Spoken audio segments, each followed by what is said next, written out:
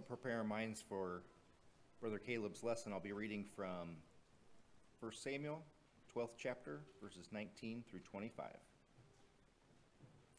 Then all the people said to Samuel, "Pray for your servants to the Lord your God, so that we may not die, for we have added to all our sins this evil by asking for ourselves a king." Samuel said to the people, "Do not fear, you have committed all this evil, yet do not turn aside from following the Lord, but serve the Lord with all your heart. You must not turn aside, for then you will go after futile things which cannot profit or deliver, because they are futile. For the Lord will not abandon his people on account of his great name, because the Lord has been pleased to make you a people for himself. Moreover, as for me, far be it from me that I should sin against the Lord by ceasing to pray for you, but I will instruct you in all the good and right way. Only fear the Lord and serve him in truth with all your heart, for consider what great things he has done for you. But if you still do wickedly, both you and your king will be swept away."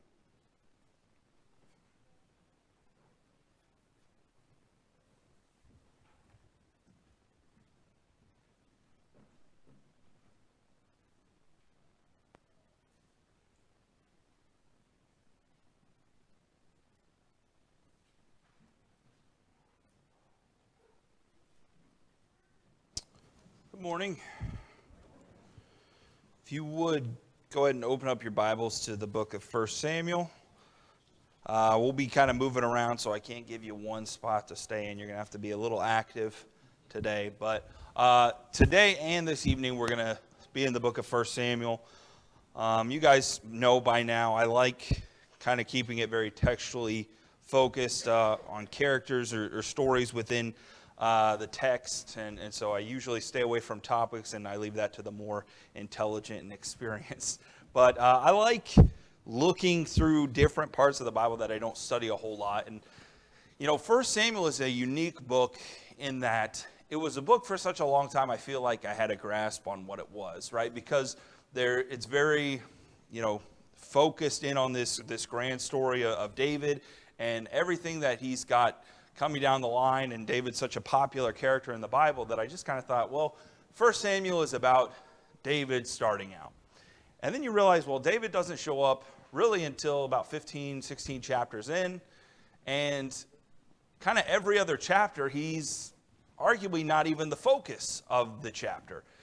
And then I taught a class on 1 Samuel, primarily was the text that we were going through, a little bit of Judges, but you realize that it's more about this clash of kings, and that's why I titled the lesson this morning "Clash of Kings," is because it's a book about a clash of kings, and it might be easy for us to immediately jump in and be like, oh well, yeah, it's about David versus Saul and this battle between the two, and it is, but really it's about the clash of kings between Saul and God.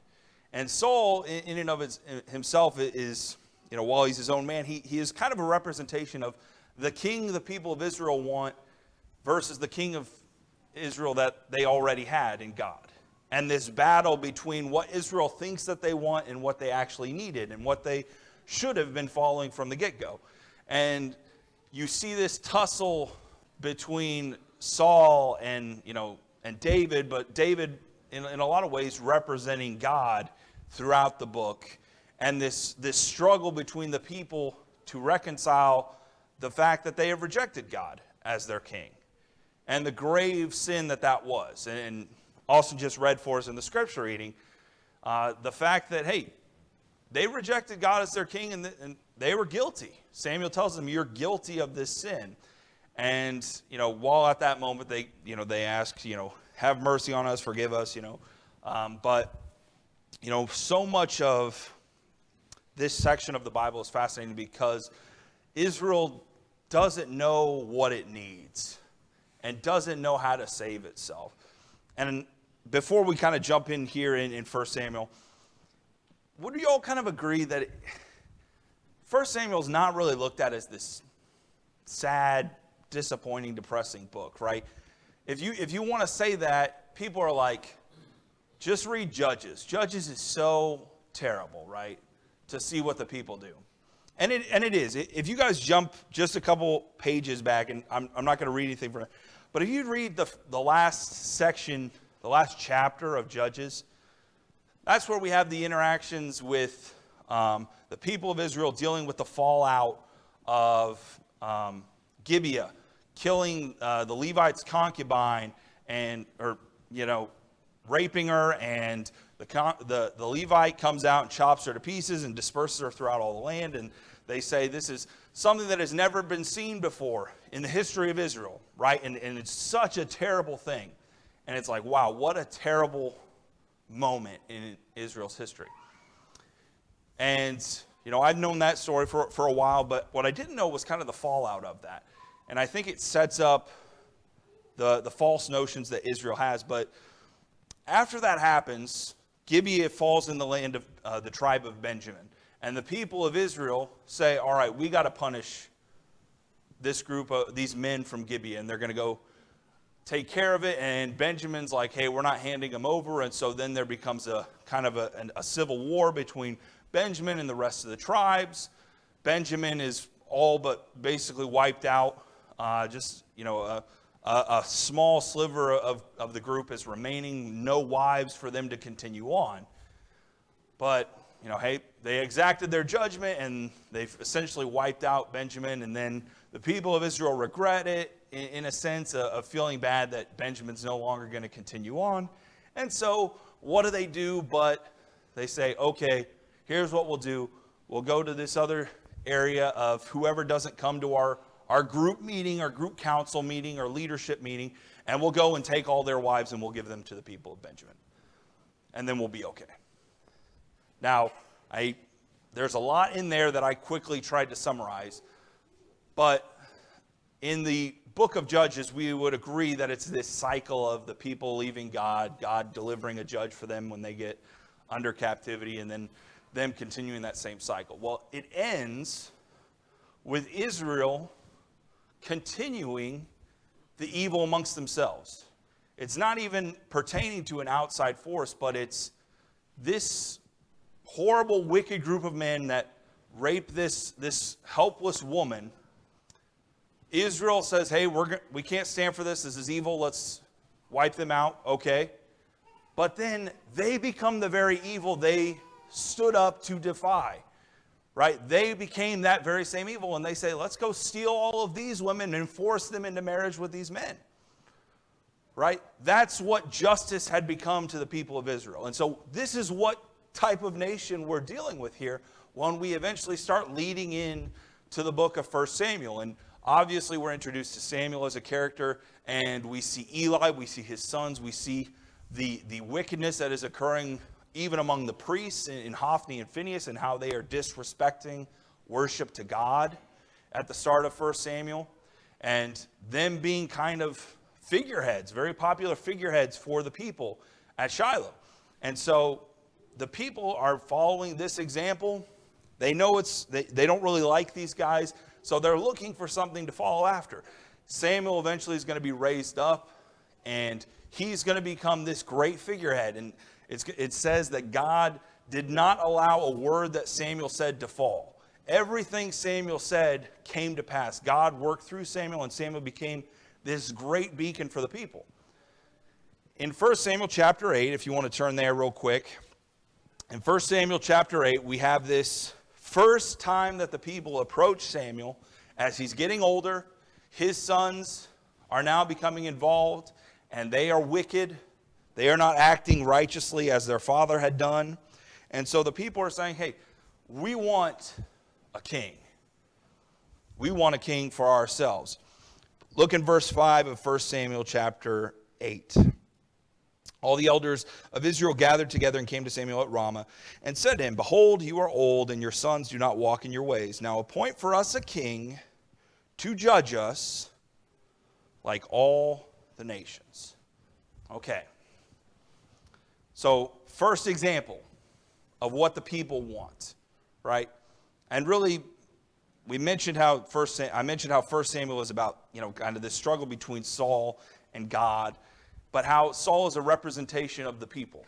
And so, this this chapter here in chapter 8 really is giving us a mindset of where the people are now. I mentioned in the end of Judges, we saw how wicked those people had become.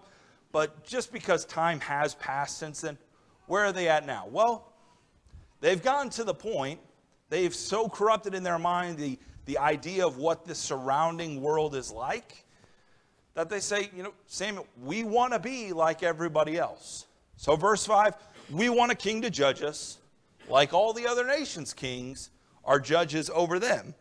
Okay. Jump down to verse 19 of chapter 8. Verse 19 of 28. Of verse 8, sorry. Verse 19 of chapter 8.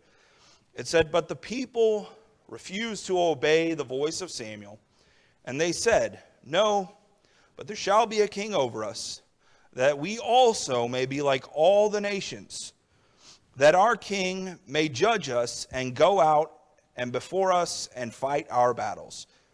And when Samuel heard all the words of the people, he repeated them in the ears of the Lord. And the Lord said to Samuel, obey their voice and make them a king. Samuel then said to the men of Israel, go every man to his city. So chapter 8 is this very pivotal moment in the book where we see the people petition to Samuel, this is what we want. Us as a unified nation want a king. We want a king. And they even give certain guidelines. We want a king who does this. We want a king who does this, who does this. We want a king to make us like everyone else. We want a king to judge us like everyone else. We want a king to go out before us and fight for us like everyone else. We are tired of being different, is essentially what they're saying. We are tired of being different. And you know what's fascinating? I know it doesn't get into this in Scripture. You know what's funny is, if you guys probably dug into the history of this, every historian would probably be like, this is good for Israel. Israel needs a king. They need someone to be their leader like this, right? That's what historians and people that study ancient civilizations and things, everyone would tell us, this is good. What they want is good, a strong, stable leader. This is a good thing for them. Only us as Christians, us that look at the examples given to us here in the Scriptures, would say, these fools, right? What you're giving up is so much worse than whatever possible good your king can be. And the whole book is an examination of the king they gave up for the king that they eventually get in Saul. Because David really is not king at all in 1 Samuel. So the example of David as king is not relevant to the first Samuel story. And so it's the king they gave up for the king they get. And sorry, I keep doing that. So Saul is going to become this king. All right, we're not going to spend a whole lot of time in that process. It actually happens fairly quickly. But Saul is chosen as king, this man from Benjamin, a head taller than everybody else in the land. He's even given signs by Samuel. God kind of allows these different miracles, these miraculous events to happen to confirm to Saul, hey, you are the king, you're going to be king, people will recognize you as king. And so he's chosen, he becomes king. But just keep in mind these guidelines that the people of Israel say they need from their king. All right, judge us like all the nations, make us like all the other nations, fight for us like all the other nations. Okay, before we jump too far ahead, though, I know I'm kind of backtracking a little bit. Look in the middle section of verse 8. I'm going to read all this. It's a little bit of a lengthy thing to just kind of jump. But this is Samuel's word on this situation. What he had to get out to the people before this came to pass. He's like, I have to say this. God tells him to say this. Verse 10 of 1 Samuel 8. Samuel told all the words of the Lord to the people who were asking for a king from him. He said, these will be the ways of the king who will reign over you. He will take your sons and appoint them to his chariots and to be his horsemen and to run before his chariots. And he will appoint for himself commanders of thousands and commanders of 50s, and some to plow his ground and to reap his harvest, and to make his implements of war and the equipment of his chariots. He will take your daughters to be perfumers and cooks and bakers. He will take the best of your fields and vineyards and olive orchards and give them to his servants. He will take the tenth of your grain and of your vineyards and will give it to his officers and to his servants. He will take your male servants and female servants and the best of your young men and your donkeys and put them to his work. He will take the tenth of your flocks, and you shall be his slaves.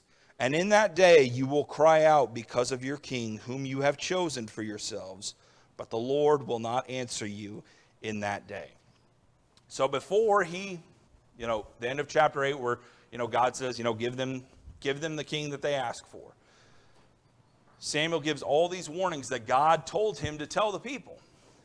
And, the specifics of this aren't really important as much as the general message, right?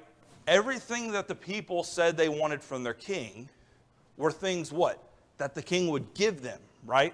Status, protection, safety, judgment, order, law. Everything the king is going to give us. That's why we want a king. Every one of Samuel's warnings, though, is what? All the things that he's going to take from you, right? You want this king because of what he can give you. I'm telling you, the king that you ask for is not really going to give you those things. He's going to take instead. The very things you want to protect and are precious to you, he will take from you. And I don't think that this is just specifically talking about Saul here, but look at the line of history of kings from Israel to every civilization. Are they just giving everything back to the people? Do we know a lot of kings in the history of time that lived, less than in the highest wealth and greatest of circumstances among their people? Now, maybe they aren't the wealthiest king, but I can promise you they're living better than their subjects are. They're getting more than the subjects are, right? So the king is going to take more than he gives, is what Samuel is saying. And why is that important? Because he's not comparing Saul to what David's going to be, what Solomon's going to be, what the righteous kings of Israel are going to be. He's comparing this king to God. Because God doesn't take the things that are most precious to us. He's the one who gives them to us. He's the one who protects them, who preserves them for us. God does not take the things that we value. He ensures them. He protects them. But the king they want is not going to be able to do that. The king they want is going to take more than he gives. And that's going to be something that continues down the line. That's just the way it is. Any king in comparison to God is always going to take more than what God takes. And God is always going to give more than they could ever give. All right, and so Samuel lays down that warning to the people. Okay, so that kind of sets into motion, all right, what's the mindset of the people? Where are they at? Now let's transition. All right, we've got our king now. It's happened. God said, let them have their king. Give them what they ask for. Let's move forward. Okay, so they have a king now. King Saul from Benjamin. We talked about his stature and all this stuff. So what kind of king is Saul? Really it doesn't take very long to see that he doesn't become a very good king. And without digging too much into the details, even early on, Saul didn't want to be king, right? When he first gets chosen to be king and, they're all getting together to meet all right, who's the new king? The guy hides out in the baggage area to avoid, this kind of moment. And they have to go hunt him down and find him. So from the very beginning, Saul is laying out these breadcrumbs of hey, this is not really what I wanted to do here. This isn't my cup of tea, right? And so he seems very fearful of the position. And fear is a very adequate word to describe with Saul. Let's look at two main situations. Jump over to chapter 13. So Saul, at the beginning, has some moments where he provides the people what they've asked for. He goes out and he fights some of their battles, and they have some success and they have some victories, right? He is this figurehead over them. There's even a moment, really even before he's kind of fully crowned king, and they're trying to unify the people, and he cuts up these oxen and spreads them out to the people and says, hey, if you don't come together, if you don't join with us, if we don't unite here, may this happen to your oxen. May you lose the things that you have, is basically what he's saying. And we see these leadership qualities from Saul. And so this is what the people want, someone to unify around. But then in chapter 13, we see the cracks start to occur with Saul. And so as what happens many times in this book, the Philistines are involved, fighting Israel. Saul is going out and fighting with the Philistines. And they're having this difficult time of waiting for Samuel to come be with them, to offer sacrifice, and help them in this battle with the Philistines. And so Saul is there with the people. And jump with me into verse 8. Samuel tells him, hey, wait 7 days. I'll come to you. We'll offer sacrifices. Things will be well. It says in verse 8, he waited 7 days, this being Saul, the time appointed by Samuel. But Samuel did not come to Gilgal, and the people were scattering from him. So Saul said, bring the burnt offering here to me and the peace offerings. And he offered the burnt offering. As soon as he had finished offering the burnt offering, behold, Samuel came, and Saul went out to meet him and greet him. So, and even a couple verses down, he dives into it a little bit more. But here we have the first situation with Saul in a difficult, precarious situation, and the people are scattering. Samuel hasn't come exactly when they thought he was going to be there, and the people start scattering from Saul. And now Saul makes a decision out of fear. Because the people are leaving me, I'm going to do this. I'm going to take Samuel's place, which he had no authority to do, which totally transgressed what he was told to do, and he went and did it anyway. So, hey, I'll take care of this. And then he even tells Samuel, hey, okay, the reason I did it is the people were leaving. They were scattering. If you look a couple verses down, I think it's verse 11. What have you done? And when I saw that the people were scattering from me and that you did not come within the days appointed and that the Philistines had mustered at Michmash, I said, now the Philistines had come down against me at Gilgal, and I have not sought the favor of the Lord. So I forced myself and offered the burnt offering. Right? Saul has these fancy way of phrasing things to where he never seems to think he did truly wrong things. He is constantly trying to convince himself what he is doing is right.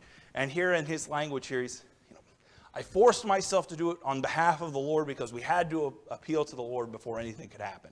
It would have been wrong for us to go up in battle without consulting with God, obviously. So I did the right thing, all things considered. Okay. So the first situation in which Saul is addressed with a conflict that goes against the popular ideas, he chooses the easy route. He chooses his own way over God's way. Okay? Jump with me to chapter 15 real quick. Chapter 15 and verse 13. Yet again, we have Saul in another difficult situation. Samuel at the beginning of chapter 15 is basically telling him, hey, no, the Lord sent me to anoint you king over his people. Listen to the words of the Lord. Okay, so kind of this reminder, hey, God's made you king, but still listen to the words of the Lord. And I think what Austin read in the scripture reading in chapter 12 was reminding them, hey, the king, just like the rest of you, is subject to the Lord. Follow the Lord to preserve yourselves and your king. And so he's saying that again to Saul. Down in verse 13, though, Saul is going to disregard the commands of the Lord, what Samuel told him. He is not going to wipe out all the Amalekites. He is not going to kill every last living thing, every last possession that they have. He is going to preserve some of it. He's going to keep some of the things. Verse 13, it says, Samuel came to Saul, and Saul said to him, Blessed be you to the Lord, I have performed the commandment of the Lord. Okay, even worse than chapter 13, Saul is coming to Samuel very confidently saying, I did it. We did it. We did what the Lord asked us to do. And then Samuel with the greatest comeback, I think. And Samuel said, What then is the bleating of the sheep in my ears and the lowering of the oxen that I hear? Right? Kind of like the person that when their parents leave and they're just like, hey, let's have people over, let's do whatever, that we're not supposed to do, and then just being like, they come home, hey, we just kept a chill evening here, and then they're just like, well, why are there chips all over the floor? What's going on here? What happened? Samuel's like, okay, if things went well, I shouldn't hear any sheep or any oxen in the background because you killed them all, right? So why is there a disconnect on what's good versus what's not good here? And so another situation in which it's not as explicitly said here, where Saul says, well, the people were scattering and I was afraid, but listen to what he says after this. All right, so after he says, basically, hey, we've done this, and, Saul says, they have brought them from the Amalekites, for the people spared the best of the sheep and of the oxen to sacrifice to the Lord your God, and the rest we have devoted to destruction. Then Samuel said, stop, I will tell you what the Lord said to me this night. And he said to him, speak. Listen to what Samuel says. Though you are little in your own eyes, are you not the head of the tribes of Israel? The Lord anointed you king over Israel. And the Lord sent you on a mission and said, go devote to destruction the sinners, the Amalekites, and fight against them until they are consumed. Why then did you not obey the voice of the Lord? Why did you pounce on the spoil and do what was evil in the sight of the Lord? And Saul said to Samuel, I have obeyed the voice of the Lord. I have gone on the mission on which the Lord has sent me. I have brought Agag, the king of Amalek, and I have devoted the Amalekites to destruction. But the people took of the spoil, sheep and oxen, the best of the things devoted to destruction, to sacrifice to the Lord your God in Gilgal. Yet again, confronted with conflict here between choosing God and choosing the wills of the people, right? Because I don't doubt that the people came to Saul and were like, we should do this. I actually don't look at this as a situation of like Saul was like, hey, let's take this. I actually do believe Saul was swayed by the people, that the people said, hey, all this stuff, why don't we offer sacrifices to God, or whatever. I think Saul has shown us enough over time that he is swayed by the mob. He is swayed by the multitudes telling him what to do. And so I believe him when he says, hey, the people took the spoil and then they said, hey, let's offer some of it to God. What we're getting at here, though, is, and this theme that's popping up with Saul, because I wondered a while, I was like, he offered sacrifices and not killing all the Amalekites. It seems like that's kind of a weird thing. Of all these terrible things we see kings do and followers of God do throughout the Bible, like that was enough for him to just be like, Saul, you're done. You're not going to be king anymore. I'm going to raise up a man after my own heart to take your throne. I was just like, man, it seems harsh, but why is that? Well, if you dig deeper in these scenarios, and it's going to become more pervasive as the story goes on with Saul, this is the simple example of a man, when it comes down to it, if it's him or God, he will choose himself every time. I will choose what's best for me over God's will every time. And for all the things that we love David for, right? And why is David so great? Because David chooses God over himself. Now, yeah, he has his weak moments, and we could spend an eternity, talking about what that. But David's continual reminder of his character is, when it comes down to me or God, I'm going with God. I'm going to choose the things that God wants for me. And I think, I saved this a little bit for the last point, but David shows that especially in 1 Samuel, how he is going to really live that example in stark contrast to Saul. So if you're looking at Saul and being like, man, Samuel didn't get there in the 7 days like he said. Was it kind of entrapment? Was it really the word? There is not much you can do for someone who, when they are confronted with the right thing and the wrong thing, and they will continually choose the wrong thing, what more is there for you to convince them of? When someone continually chooses the wrong thing and they know the right thing to do, and they still choose the wrong thing and even try and justify it, what is your next pitch to them to convince them, like, hey, don't do that? Well, I think a lot of us know in people that you have to give them give themselves over to it. Let them give themselves over to that wickedness and see where it leads.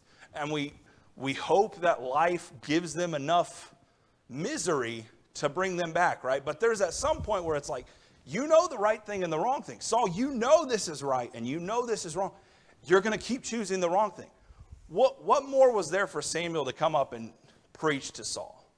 Because here in chapter 15, this is the last time they're going to see each other, right? They talk and Samuel says, hey, I'm never going to see you again. We're not going to meet face to face. There was no more preaching for Samuel to do to Saul. He knew the right thing to do and he wouldn't do it. Right? And I know there's some scripture of like, if you know the right thing to do and don't do it. Does anybody know what that is? I think it's sin, right? And that's what Saul is doing here. So there's a reason the kingdom is being stripped from him, because the king is meant to be in subjection to God. Saul would not subject himself, right? So he's gone from this king who didn't want to be king, who was afraid, who was terrified of the responsibility, wanted to hide from it. Now he's become king. And we see throughout the chapters coming forward, he doesn't want to give it up. He doesn't want to secede any of it to God. He doesn't want to be subjected to God. He wants to worship God on his own terms. He wants to serve God on his own terms.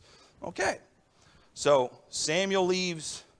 Samuel is no longer going to be a part of Saul's kingdom in that way. He's not going to be a confidant for Saul anymore. All right, so we look at the judgments of Saul here, which the people wanted, right? The judgments of Saul. Poor.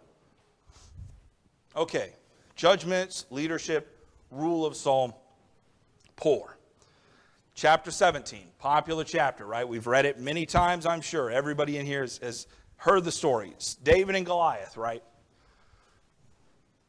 David here shows up as this grand character. Where is Saul? In verse 11. When David enters the fray and David comes and he hears Goliath mocking the people of God, and he hears all the insults being laid out, Saul is over there with the rest of his men. What does it say he's doing? He's trembling, right? He's afraid. He's in fear. And, I believe we talked about this before. I'm sorry, I'm not very good at recalling what I've talked about usually in past lessons, but I think we talked about this before. Saul should have been the guy to go out against Goliath, right? Can we all agree that it's laid out very clearly? It should have been Saul versus Goliath.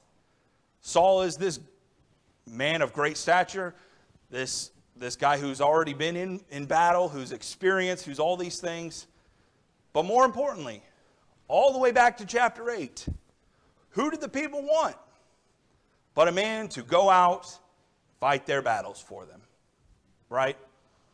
And what does that say about that man, that king, who hey, we're not all going out there to fight battle or army versus army. It's one man versus one man. All right? That king will not go out on behalf of those people to fight for them. Right? This is the king they got. Right? This is the king that they got. He's not willing to go out there. He trembles and hides like the rest of them. All right, his judgments have already been shown to be poor and inadequate and wicked. All right, and one last thing, I know it's kind of been a beat down session on Saul here, but here is the worst part of it all. Jump to chapter 22. Jump to chapter 22. Right, because I think it's easy for us, once Saul kind of gets rejected as God's anointed, and he's no longer going to be preserved as the king over Israel. I think it's easier for us to just all right, take the focus away from Saul, like lost cause, whatever. But in chapter 22, I think is the absolute low point for Saul. Okay, the worst point for Saul. Chapter 22, David is fleeing from Saul, right? There's this cat and mouse game, this catch me if you can kind of reenactment here in 1 Samuel. Saul is constantly chasing David to kill him. Right? And ever since really chapter 17, where David starts getting the praises from the people, and those ladies sing that song, Saul has slayed his thousands, David his 10,000. From that point on, Saul, it says, keeps an eye on David. Right? And then later on, he eventually tries to kill David, and so on and so forth, and continually tries to do that. chapter 22, David is running from Saul, and just shortly before that, David had gone and he had met with Ahimelech at Nob, and had gone to him for supplies. And that chapter is really fascinating because you look at the situation of like, well, should David have eaten the showbread and all that? And I think that kind of gets away from the point of that chapter is showing how absolutely desperate David is and his group and the people that are with him. That's what that chapter is supposed to be focusing on. David is in total desperation mode, fleeing from Saul. And then Saul comes to Ahimelech and all the priests that are at Nob and finds out, hey, did you help David, this fugitive, this man that's running from you, this enemy to the crown? And Ahimelech says, I don't know what you're talking about. Not that he didn't reject meeting David. He's talked about this. Like, I've helped David before. This isn't the first or the last time, really. And I don't know what you're talking about in regards to, is he evil or not? Basically, there's for a king, there's a lot of people with the guts to stand up to Saul throughout the chapters that, if you read through there, which no other king generally would get that kind of feedback. But Saul is so wicked and is so foolish in his judgments. His son constantly calls him out. David calls him out. Here, Ahimelech calls him out and basically says, what are you doing? You've been you're behaving so foolishly here. Is today the first time that I have inquired of God for him, that being David? No, let not the king impute anything to his servant or to all the house of my father, for your servant has known nothing of all this, much or little. You've got nothing on me. There is no guilt on me, on my family, anything like that. What does he say right after that? What does Saul say right in response to that? I'm going to kill you, and I'm going to kill all your family. And not only that, he kills every single person in this town. Read with me here in, verse 19. Verse 19. And Nob, the city of priests, he put to the sword, both man and woman, child and infant, ox, donkey, and sheep, he put to the sword. All right. Verse 19. Does that sound like anything we just were talking about beforehand? Man, woman, child and infant, ox, donkey, and sheep. It's funny, I feel like this scenario happened just recently, right? Or, better yet, should have happened just recently. Right? Back in chapter 15. Who was Saul commanded to destroy? The Amalekites, right? Who was he supposed to destroy? Man, woman, child, ox, sheep, everything. Why? Because God told him to. Because these people were exceedingly wicked and their time was up. They were going to be wiped out. Now, a few chapters later, Saul is going to execute that judgment because he says, man, these people need to be wiped out for my purposes. This is who Saul becomes, right? And I mentioned earlier how in chapter 8, Samuel gives the warning to the people and talks about, hey, these are all the things that you want this king to give you. This is what he's going to take from you.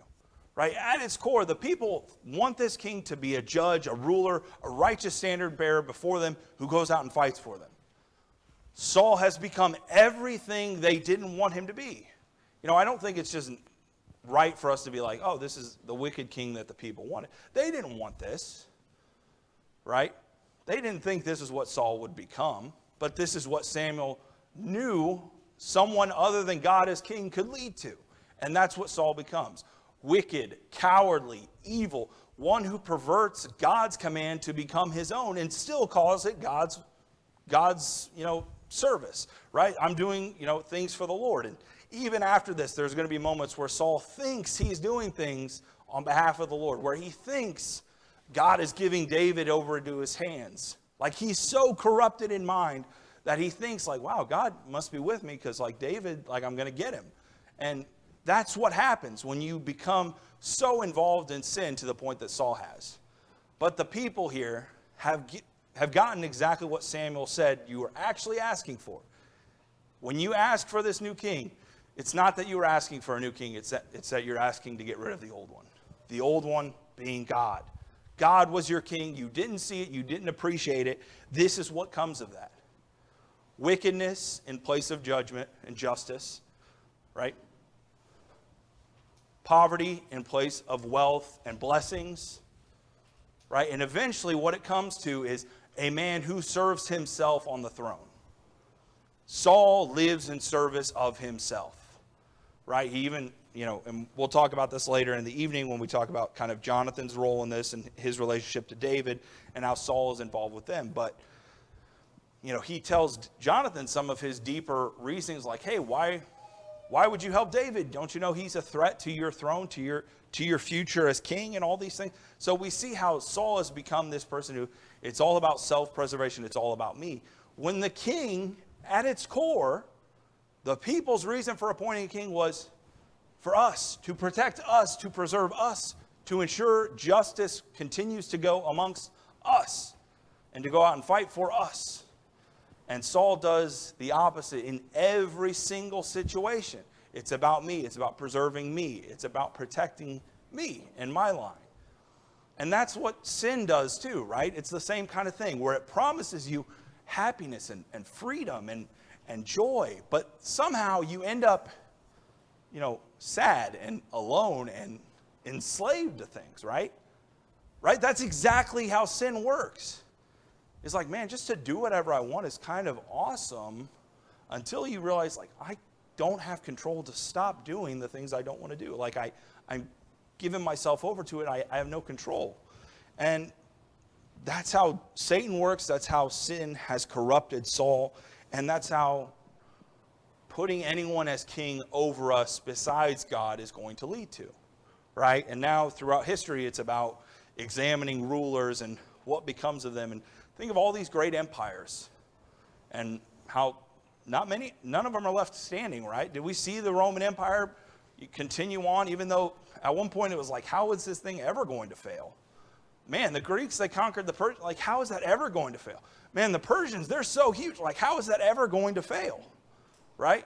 And yet somehow they just keep doing it, right? And the common thread is the sin and the evil that they eventually fall into just becomes to the point like that's going to be your downfall. And the same it is for Saul here in 1 Samuel. All right, I've obviously made reference to David, but we got to wrap up with David here briefly. Okay, so I'm not going to spend a whole lot of time talking about all the different examples of David and how they contrast Saul, because there are many. There are many of them, right? But there's this constant theme throughout the chapter where David keeps stating this line, my righteousness is repaid with wickedness, right? And talks about how Saul has done that to him. People have repaid his generosity, his kindness with wickedness. And he constantly, Nabal does the same kind of thing where he goes up respectfully to Nabal and Nabal spits in his face essentially with how he responds. And David's just constantly at the point of, he's just enduring all this suffering throughout the book of 1 Samuel over and over and over again, right? But he responds righteously, okay? But I think the greatest contradiction between the two kings, right, between Saul and David, ultimately is in chapter 30. Jump over to chapter 30 with me real quick. David's at such a low point. I think we don't focus on this enough. We just kind of talk, well, David knows he's going to become king, so he's at least got it pretty good. He's running around with a band of misfits and outcasts that nobody wanted, that everybody despised, and they're fleeing from place to place over several years throughout the wilderness, hiding in caves, scrounging on nothing but scraps and what they can find, to the point that, David becomes popular because he destroys the Philistines and strikes great blows to their armies and is this great beacon to Israel. By the end of 1 Samuel, he has to go live in the land, in the area of the Philistines, because he has no place in his own land, because he's not safe there. There is nowhere for him and his people to be safe. And he's still acting on behalf, not just of himself, but also on the preservation of these other men, women, and children who are with him, these other outcasts that need to be preserved. And so it's like, hey, we can't be going back and forth all over the place and expect these, the preservation of our group here. And so they eventually have to go, and he has to kind of fool the king, and one of the kings of the Philistines, and convince him, hey, I work for you, I'll help you out. And, he misleads him with kind of raiding some other tribes that he tells them are tribes of the Israelites and of Judah, but they're really other enemies of the Philistines. And so he eventually gets a place for him and all these people in Ziklag in the Philistines. At the end of the chapter, at the end of the book, there's kind of this grand culminating event where the Philistines and the Israelites are about to go up in battle. This is where Saul is going to be struck down, and the last few chapters center around this event. All right, so we'll have a story with Saul where he goes and meets the medium of Endor to try and petition Samuel for some information. We'll have the Philistines and David going up in battle, and the Philistines are like, hey, we don't want David here. We can't trust him. Good call, probably on their part, right? Because I don't think David was going to kill his own people. But they send him back. They send his whole army back. They get back to Ziklag, and it's burned to the ground. Everything's been burned to the ground. Every single thing's been taken. Every person's gone. Everything's been taken by this traveling band of raiders. I believe it's from the Amalekites. I kind of spaced it. The Amalekites, who we all know why they're there, right? Because somebody wouldn't wipe them out earlier. So they're still going throughout the land. So yet again, David, the sufferer of the wickedness of others, right? But there's this fascinating thing that happens. David, who's done all these great things, right? Who's preserved these people, who's still accomplished great things even when they've been on the run, when they've been in these dire circumstances. So it says, and when David and his men, this is in verse 3, when David and his men came to the city, they found it burned with fire and their wives and sons and daughters taken captive. Then David and the people who were with him raised their voices and wept until they had no more strength to weep. David's 2 wives had been taken captive, Ahinoam of Jezreel and Abigail, the widow of Nabal of Carmel. And David was greatly distressed, for the people spoke of stoning him, because all the people were bitter in soul, each for his sons and daughters. Okay, so here's another moment of great distress for David, just like Saul has been put in, but now finally, he gets a little taste of what Saul's going through. What are you going to do when the people all turn against you? Or maybe it's not, I don't necessarily believe it's all of them, but enough to where David hears about it, right? So it's probably more than just one guy who's like, we should stone David, right? Like there were a couple campfires going on this. And David hears about it, and he's in great distress. And with that great distress, right, where we've seen this king time and time again go his own way, do wicked things, what does this future king do? Verse 6. David strengthened himself in the Lord his God. Right? David has already had such a successful career. All right, if we want to call it that, or whatever it is. I don't know what age he is at this time, 30s, 40s, who knows? Time, I'm not good at keeping track of time here for Bible characters. He's still fairly young. And he's already done so many great things, right? He's fought off lions and bears from his flock. He's gone and he's struck down the grand champion of the Philistines. He's fought many battles on behalf of Saul. He's won great victories. He's honored Saul. He's been a great service to him. He's helped him with his tormenting spirit, or whenever he'd have those fits of torment that would come upon him, he would play for him and he would ease his suffering. He's done all these things. He's been a great servant to the people of Israel, to Saul, his king, and to God. And now everything is against him, right? He no longer has the love of the nation, right? He's been excommunicated. His king trying to kill him, right? His wives, his family, gone, taken. And now all the people that are with him who have trusted him and have followed him and have believed in him, they turn against him, right? And now every single thing has truly responded with David's righteousness has been repaid with evil. His righteousness paid with evil. And he strengthens himself in God, right? That's what we're supposed to get to at this point with David. That's what we're learning about with David in 1 Samuel, right? Because 2 Samuel and onward, we're going to see him as king in all these positions. And how is David if he has absolutely nothing? He is totally sufficient in his God, right? I'm not saying David wants to always have nothing and just God. But with God, he has everything he needs, right? With God, despite the fact he's had such great successes, he's had many followers, he's had people love him, and he's going to have all these things promised to him, he strengthens himself in his God. And we ourselves have this example here of like, all right, I've never had as much as David has, even at this point. The praise and the glory of a nation, and that was taken away, right?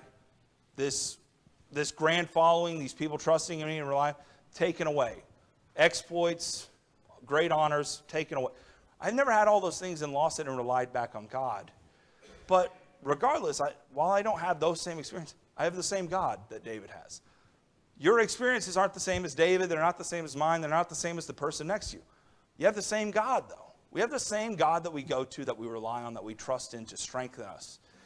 And if it's enough to strengthen a man in these situations, I don't want to belittle our struggles, but I think we've got a strong enough God for whatever you're going through, right? Whatever things are going to come upon you, you got a strong enough God for that. You got someone you can turn to, and you know he's strong enough to take the brunt of the forces of life that are coming at you.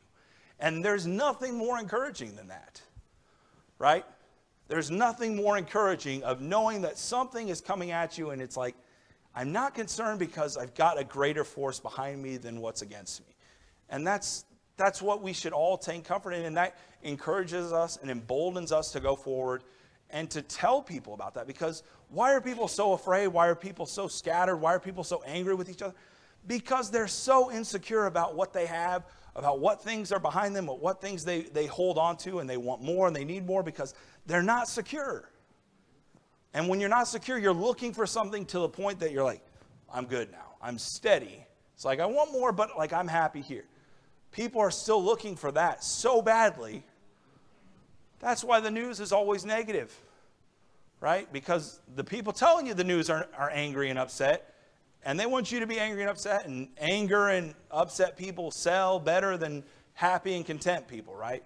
Because the happy, content person ain't out there looking for something stupid to buy, right? The sad, depressed, lonely, angry person is. We should not be those type of people that go out and live recklessly and stupidly and foolishly, right? We at our base bottom level, with nothing else in this world to show for it, we have God.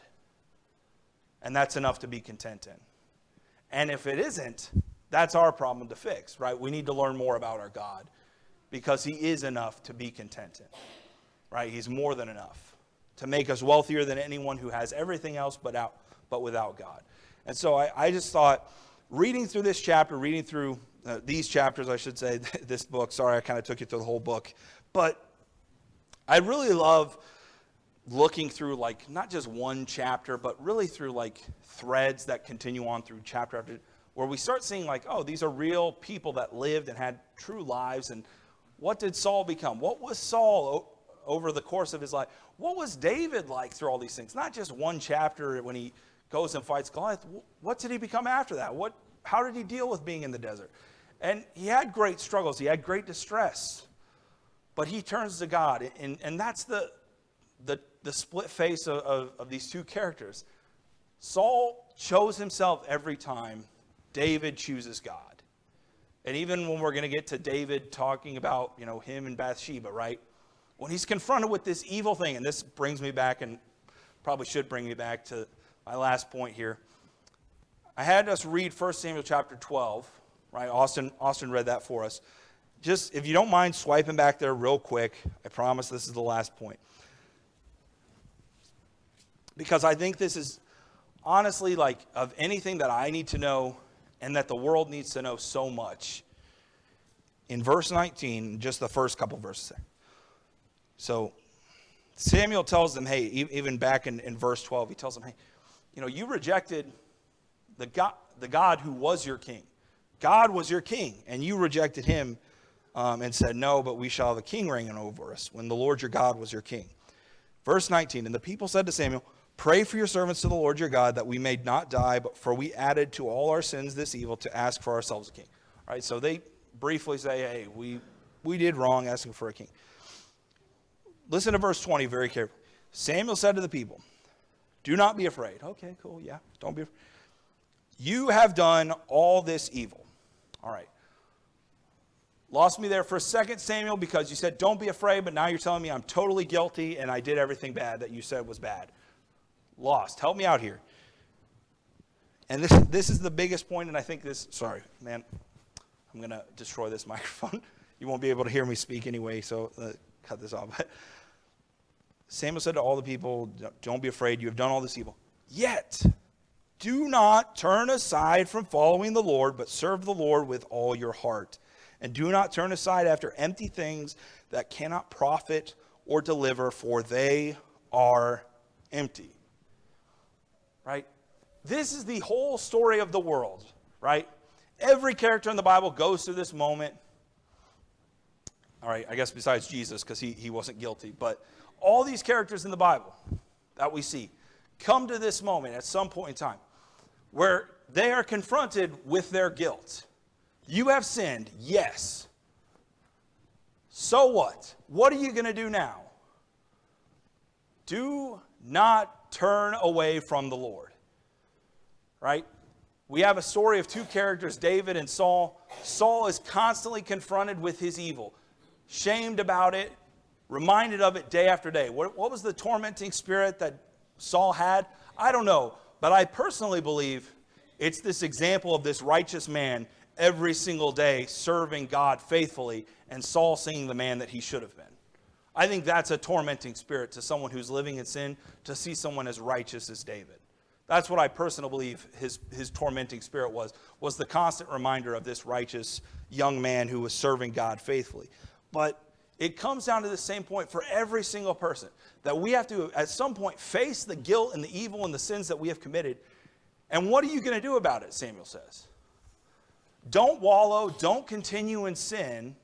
Don't be so ashamed that you think everyone's going to reject you, nobody wants no part in this. Okay, it was evil, yes. Don't diminish the fact that it was totally evil. Yet still turn to God, still serve God. He recognizes how evil it was. You should recognize. Other people are going to know, yes, that was evil. Turn to God. Same thing for us. Wherever stage you're in, whatever position you're in, whatever sin you're confronted with, turn to God. The shame of rejecting God is greater than any shame anyone else can put on us. And it always reverts back to where David gets. When you have nothing else, but we have God, we have enough. We have the most we could ever have. All right? Because God is the most. All right, so when it comes down to it, turn back to God. So, sorry, I know that went on long, but I had to get this. This lesson's been burning a hole in my brain, and a lot of lessons I needed to know from it, from these two kings here and God versus Saul ultimately. But I just love that passage in chapter 12, and I think it's something that drives me is like, hey, whenever I'm confronted with whatever is going to be thrown at me, whatever sin you are going to be confronted with, and it will happen, and there's going to be days it's going to be awful, and you're going to feel so guilty, and I don't like trying to diminish those things because we all don't know how to deal when, we're at home, we're sitting at our kitchen table alone, or we're in the bathroom crying, and we've just done something that's so horrible, we don't want to talk about it. And it's just like, what do I do now? Turn back to God, right? Always turn back to God. Yes, it was evil. Okay. He'll take it. He'll take it from you. So if you want someone to rely on like that, if you want a God who protects all the things that you value, that promises something greater than you've ever had, and who preserves you and can make you content in a way that the world just simply can't. And there's enough evidence in the history of the world to show you that nothing in this world can offer you contentment except for God. Then now's the time to, whether it's recommit or commit to the first time. Jim mentioned it, there's no greater blessing than those three young ladies, committing their lives to Christ. And, it's just the start, and it's going to be difficult.